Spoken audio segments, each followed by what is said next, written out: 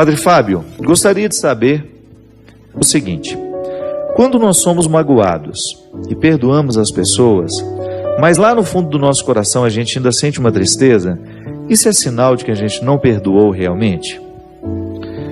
Maria, o perdão ele não é como é que a gente poderia dizer? Ele não consegue apagar dentro de nós de uma vez as mágoas que aquela realidade nos provocou. O perdão, ele é processual. A gente não sabe quando ele começou, a gente sabe. É quando a gente percebeu que o nosso coração já está disposto a dar um passo na direção daquele que nos machucou. Enquanto você sente uma resistência, é porque você ainda não está disposto ao perdão. Santo Agostinho também dizia que até para a gente perdoar, para reconhecer um erro, nós já temos que estar sob o influxo da graça. Eu já tenho que estar sob a influência da graça de Deus para ser capaz de reconhecer os meus erros. Quando eu caminho na direção de alguém, eu inicio ali um processo. Pode ser que naquele pedido de perdão, eu ainda não consiga arrancar do meu coração tudo aquilo que o outro provocou de ruim dentro de mim. Então não é nenhum problema você perdoar e você ainda perceber que a mágoa continua doendo dentro de você. É um sinal de que seu coração ainda continua ferido. Você já ofereceu o perdão, você já conversou, já fez aquela experiência do enfrentamento que eu gosto de dizer. O perdão, ele pede o enfrentamento, a gente precisa colocar para o outro a realidade que nos machucou. A gente tem o direito de dizer ao outro o que nos machucou, o que nos feriu, mas é o próprio tempo, é o movimento do tempo que vai fazendo com que aquilo que doía tanto passe a doer menos. E é interessante porque quando eu me disponho a perdoar, Deus age de maneira muito poderosa dentro de mim.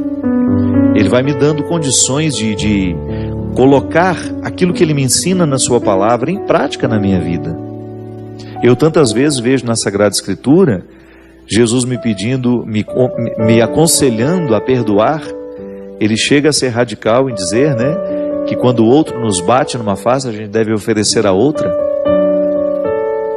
Diante de um discípulo ele fala, não só 7 vezes 7, 70 vezes 7, ele vai multiplicando isso, justamente porque o 7 é o número do infinito. Não tem fim o tanto de vezes que nós vamos precisar perdoar. E à medida em que nós vamos entrando na dinâmica desse perdão, vai ficando mais natural a gente expulsar as tristezas do coração. É claro que a gente sempre vai ser devassável. O coração humano, ele se fere. Não é porque eu fiz uma experiência de Deus que eu deixo de ser ferido pela palavra do outro, não. Eu continuo sendo ferido, porque a minha sensibilidade continua aqui.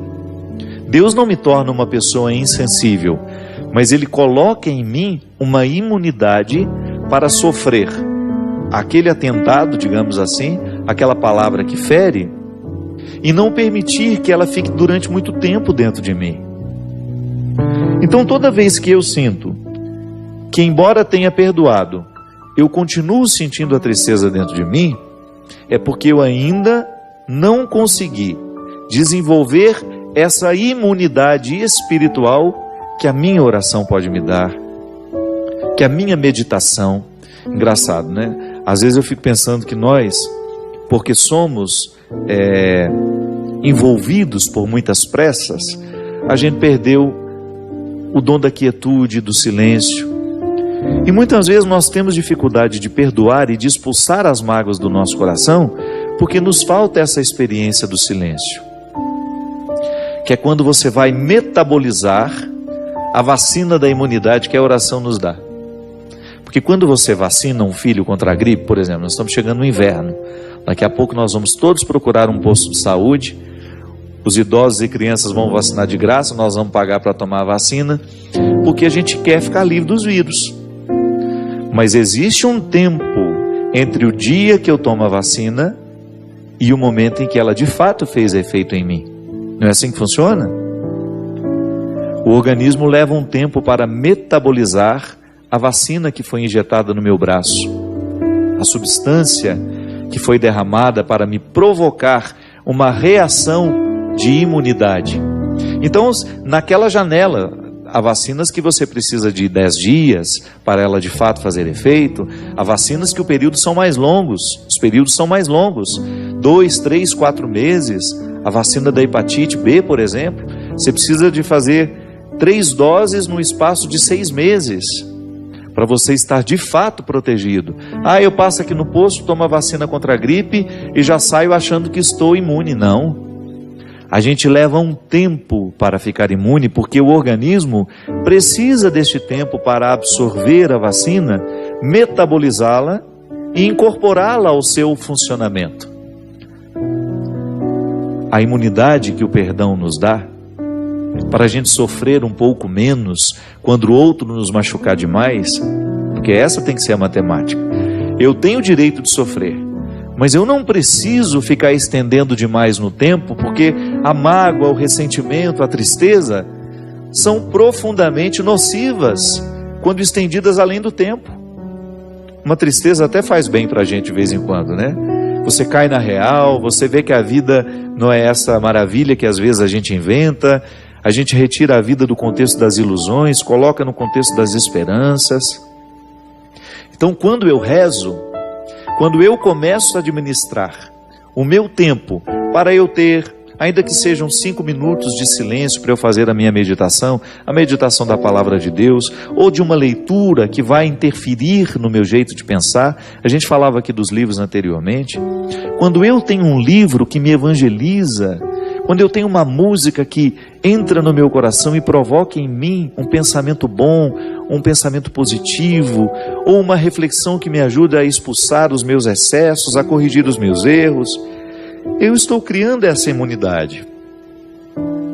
E volto a dizer, não é que a gente vai deixar de ser ferido, não, mas aquele ferimento não vai continuar doendo tanto como doía no passado.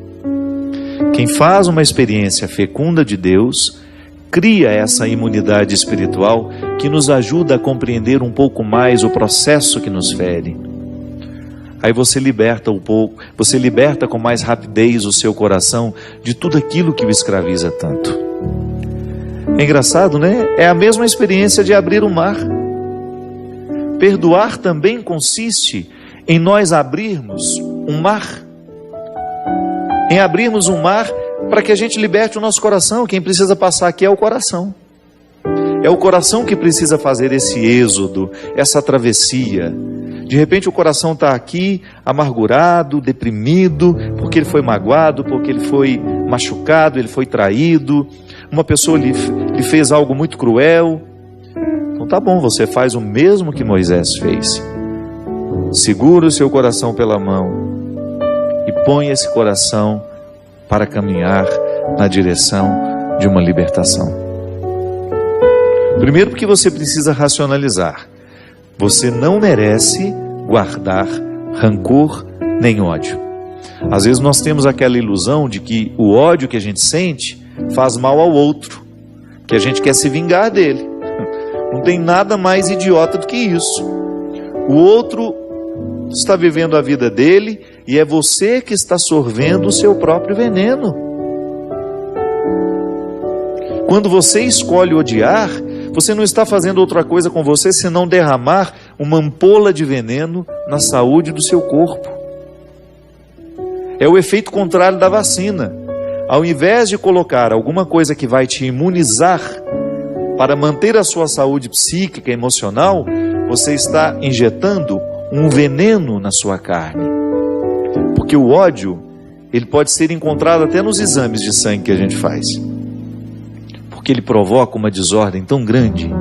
É um derramamento de toxinas toda vez que a gente odeia, toda vez que a gente fica bravo, toda vez que a gente fica violento. Se tirar o seu sangue aí, no momento que você está morto de raiva, morto não, né? Quase morto, né, Diego? No momento em que você está sob aquele ímpeto da ira, Se o Diego aqui, olha, estiver irritadíssimo, eu faço uma coleta de sangue nele, no momento em que ele está extremamente irritado, você não faz ideia de como esse exame vai identificar as toxinas que nos adoecem. São os hormônios que são contrários a nós, que até engordam. Você sabia que raiva engorda, né? É porque são hormônios que nos engordam, que impedem o metabolismo ser mais rápido. Enfim, toda vez que a gente odeia, nós causamos um prejuízo grande demais a nós. Toda vez que você odeia, você se causa um prejuízo que você não pode calcular. E você, bobão, achando que você está com o seu ódio atingindo aquele que você odeia. Às vezes ele está lá dormindo, belo e formoso, nem sabe que você está odiando. Quem está perdendo o sono é você. Quem está perdendo a paz é você. E a principal vítima do ódio que você sente é você, meu caro. É você, minha cara. Portanto, atravesse esse mar. Não permita que o mar do ódio, do ressentimento, da mágoa lhe impeça de chegar a uma noite bem dormida, a uma satisfação de ser quem você é, a essa leveza do coração que você merece e que aquele que está ao nosso lado merece também. Obrigado pela sua companhia. Derrame sobre nós a bênção do Deus Todo-Poderoso, Ele que é Pai, Filho e Espírito Santo. Amém.